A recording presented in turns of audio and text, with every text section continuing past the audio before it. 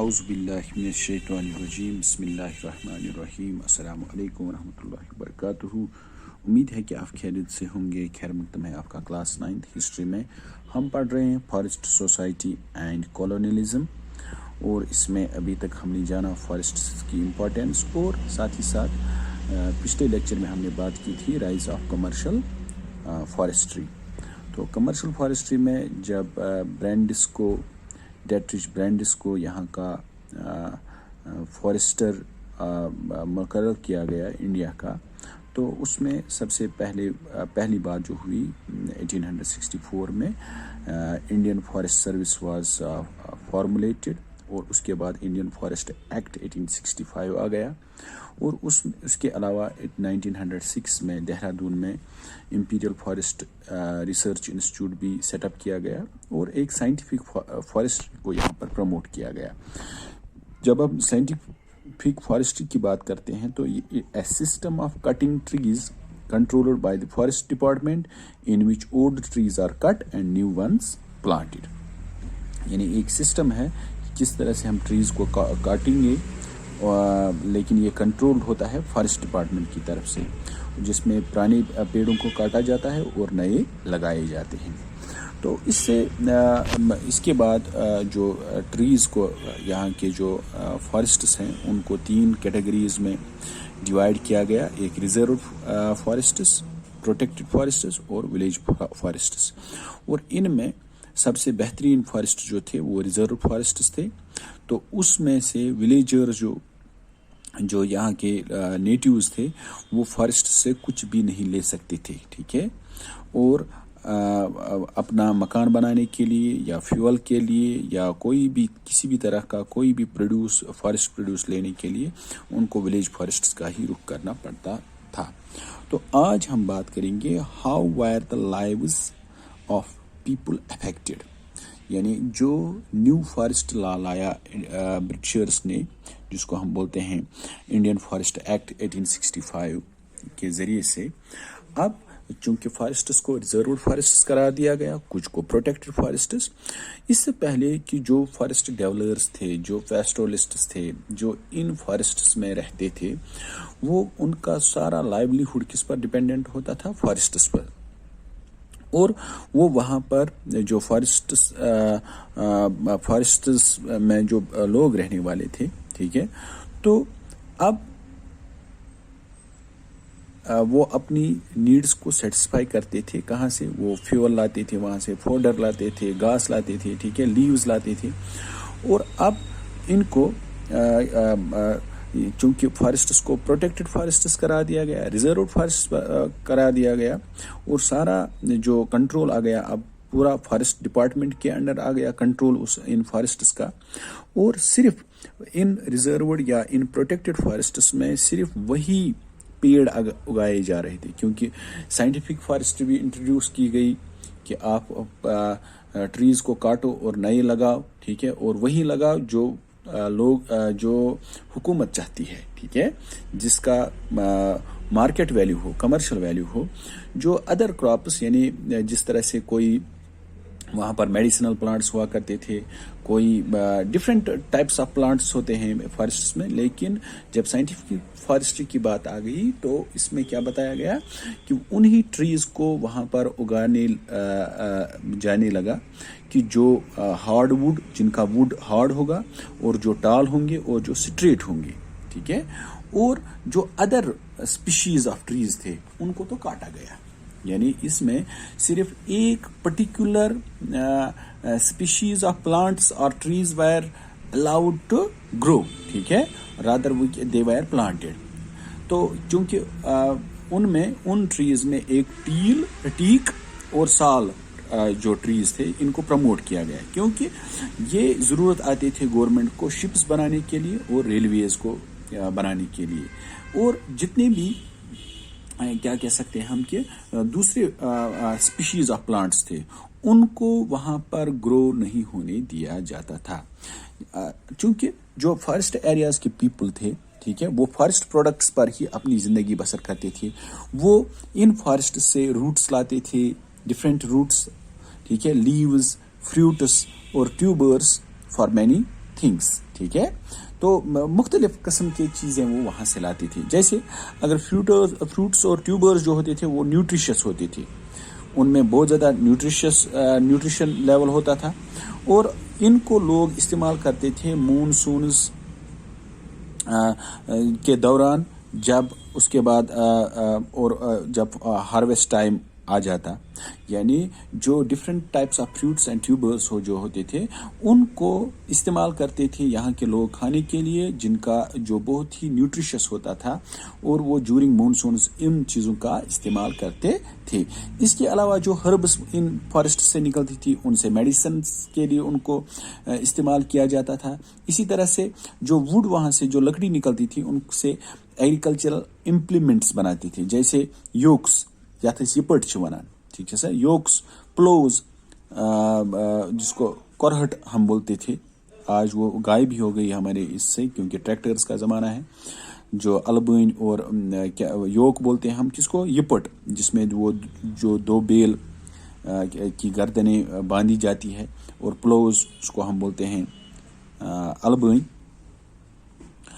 इसके अलावा बॉम्बूज जो थे वो एक्सीलेंट फेंसिंग बनाते थे, फेंसिंग के लिए इस्तेमाल होते थे, और इसी तरह से बास्केट्स उनसे बनाए जाते थे, अम्ब्रेलाज बनाए जाते थे। इसी तरह से ड्राइड स्कूप्ड आउट गोड जो होता है एक अल वनान, जो उसका जो स्कूप्ड आउट गोड होता था, तो ये सो गोल अल, तथ कड़न अंदर तथ छुदन कड़न, तम पत तथ कर कम खतर वाटर बोतल एज वाटर बोतल इस्तेमाल कर, that was used as portable water बोतल, यानी सो गोल अल यथ वन, अगर तुम वुचमत आसो तथ सो अल गोड तमिक सो अल गोड इस्तेमाल कर कम खतर एज अ वाटर बोतल इस्तेमाल वाटर कैरी करने खतर, ठीक है सर। इसके अलावा जो जितने भी फॉरेस्ट जैसे वहाँ से जो लीव्स लाते थे उनको स्टिच किया जाता था, और उनको डिस्पोजेबल प्लेट्स और कप्स, अगर आपने साउथ इंडिया में देखा होगा वो उन क्या बोलते हैं हम उनको, कि जो केले के छिलके या दूसरे वो पत्ते होते हैं उन पर वो खाते हैं। जिस तरह से हम डिस्पोजेबल प्लेट्स का इस्तेमाल जो प्लास्टिक से बना होता है वो इस्तेमाल करते हैं, तो लेकिन अगर आप साउथ इंडिया में जाएंगे वहाँ पर आप आज भी वहाँ पर लोग क्या करते हैं, उन ट्री लीव्स के ऊपर ही खाते हैं। जिस तरह से हम डिस्पोजेबल प्लेट या इस्तेमाल करते हैं, वो वहाँ पर ट्री लीव्स को इस्तेमाल करते हैं, बड़े बड़े पत्ते होते हैं उन्हीं पर वो खाना खाते हैं, ठीक है। उस वक्त भी इन ट्री लीव्स को क्या किया जाता था, वो स्टिच टुगेदर किया जाता, उनसे डिस्पोजेबल प्लेट्स और कप्स बनाए जाते थे। और इसके अलावा उनसे बहुत सारे क्रीपर्स, सैयदी वहाँ पर क्रीपर हुआ करता था, क्रीपर प्लांट, उनसे रोप्स बनाते हैं। जैसे आपने देखा होगा वो एक जो रोप की किस्म होती है, जो कोकोनट का जो ऊपर का छिलका होता है उससे, जिसको हम बोलते हैं कश्मीरी में खोफर राज। जिस तरह से इस साल हमारे जो पेड़ यहाँ पर सेब के पेड़ टूटे थे, तो उनको फिर बांधने के लिए हमने जो रस्सियाँ इस्तेमाल की, तो वो किससे बनती है, कोकोनट के ऊपर जो वो फाइबर होता है उससे बनती है। तो डिफरेंट रोप्स भी इन क्रीपर से बनाए जाते थे। इसके अलावा जो थॉर्नी बार्क ऑफ सीमर, तो उसको उसको हम सिलिक कॉटन भी बोलते हैं, टू ग्रेट वेजिटेबल्स, यानी वेजिटेबल्स को जब हम छीलते हैं, वेजिटेबल जलांच, ठीक है, सब्जियों को जब हम ऊपर से साफ करते हैं उसमें एक थॉर्नी बार्क, जिसको हम सीमर बोलते हैं, तो उसको इस्तेमाल किया जाता था टू ग्रेट वेजिटेबल्स। इसके अलावा oil for cooking and light lamps can pressed from the fruit of Mahua tree, यानी एक महुआ ट्री है, उसका जो फ्रूट निकलता है उससे जो ऑयल निकलता है उसको कुकिंग के लिए भी और चिरागों में भी उसको इस्तेमाल किया जाता था। लेकिन जो फॉरेस्ट एक्ट, यानी ये सारी डिफरेंट चीज़ें जो हैं इनको हम डिफरेंट देखो आप कितने प्रोडक्ट्स हम फॉरेस्ट से लेते थे, यानी particularly the people living in the forest developers जो थे, ठीक है, पैस्टोरलिस्ट जो थे, वो इन चीज़ों का इस्तेमाल करते थे। लेकिन जब यहाँ पर फॉरेस्ट एक्ट आ गया तो उसने रिस्ट्रिक्शंस लगाई। अब जो विलेजर्स जो थे اکراس دا کنٹری، پورے ملک میں، ٹھیک ہے، ان کی لائف کیا ہو گئی، وہ ہارڈ ہو گئی، ہارڈ شپ ہو گئی، ٹھیک ہے، کیونکہ اس سے پہلے ان کو وہ مفت میں ملتا تھا، فارسٹ میں جاتے تھے کیونکہ نیچرل ریسورس تھا اور وہ اپنی نیڈس کو سیٹسفائی کرتے تھے. لیکن جب حکومت نے پابندی لگائی کہ آپ فارسٹس میں، پروٹیکٹڈ فارسٹس میں، ریزرو فارسٹس میں نہیں جا سکتے ہیں، ایز اے ریزلٹ یہ ان جو چیزیں یہ فارسٹ سے حاصل کرتے تھے، ایز اے ریزلٹ وہ چیزیں ان کو مہیا نہیں تھی. ایز اے ریزلٹ ان کی لائف تو کیا ہو جائے گی، ہارڈ ہو جائے گی. اب اس میں کیا کہہ سکتے ہیں ہم کہ جو لوگوں کی ایوری ڈے پریکٹس تھی، وہ جنگل میں جاتے تھے، وہاں سے لکڑی لاتے تھے اور اس کے علاوہ اس لکڑی سے وہ اپنے مکان بناتے تھے،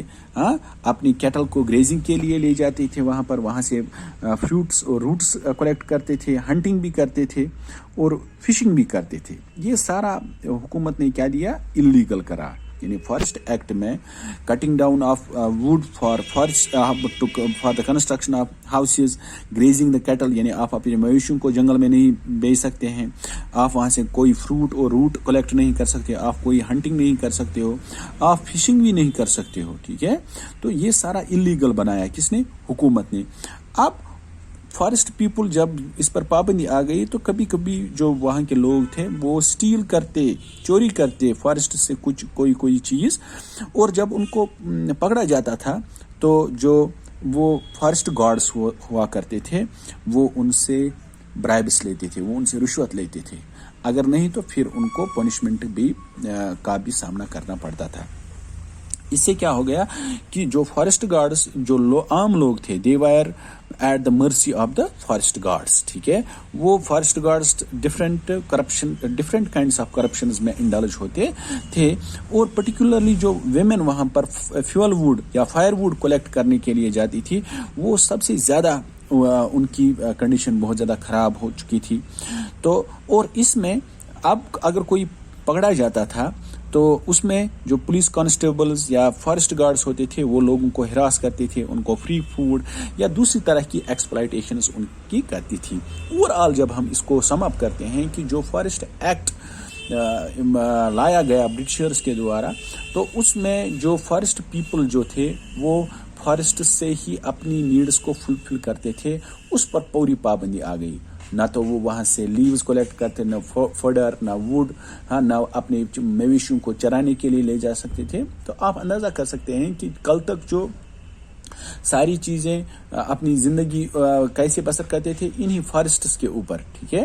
ڈفرینٹ پروڈکٹس وہ وہاں سے لاتے تھے، ان کا ڈفرینٹ یوز ہوتا تھا ان کی ایوری ڈے لائف میں، ٹھیک ہے. تو لیکن اس پر ایک دم پابندی آ گئی، اس پر ریسٹرکشنز آ گئی، اور فارسٹ گارڈز کو امپاور کیا گیا، اور وہ ڈفرینٹ ٹائپس آف کرپشنز میں انڈلج ہو گئے. تو اب عام لوگوں کی جو زندگی تھی وہ بہت زیادہ متاثر ہو گئی ان نیو فارسٹ لاز سے.